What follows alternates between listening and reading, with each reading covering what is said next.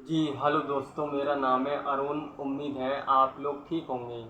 दोस्तों, उत्तर प्रदेश की शाजापुर लोकसभा सीट से बीजेपी सांसद अरुण सागर ने दलितों के बड़े नेता मान्यवर श्री काशीराम जी को भारत रत्न देने की मांग की है।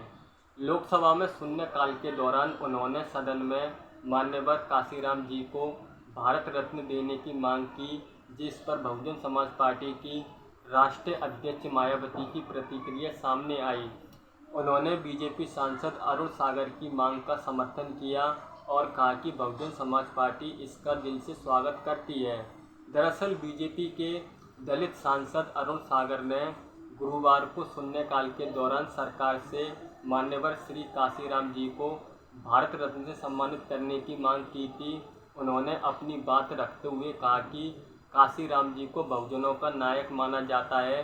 वो भारतीय राजनीतिज्ञ और समाज सुधारक भी थे।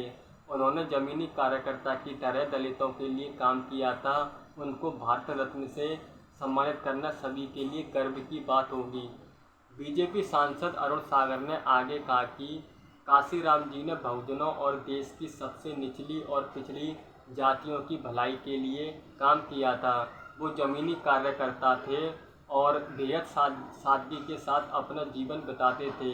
उन्होंने अपना पूरा जीवन दलितों की भलाई के लिए समर्पित कर दिया था और भारत की राजनीति में अपना विशेष स्थान बनाया था।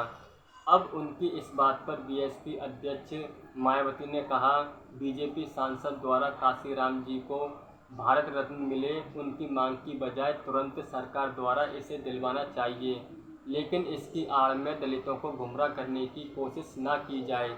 और बीएसपी अध्यक्ष मायावती ने एक्स पर भी लिखा कि यूपी बीजेपी के एक दलित सांसद द्वारा बीएसपी के जन्मदाता और संस्थापक मान्यवर श्री काशीराम जी को भारत रत्न की उपाधि देने की मांग करने की बजाय केंद्र की सत्ता में अपनी सरकार से इसे तुरंत दिलवाएं, जिसका बहुजन समाज पार्टी भी दिल से स्वागत करेगी, वरना इसकी आड़ में दलितों को गुमराह करना बंद करें।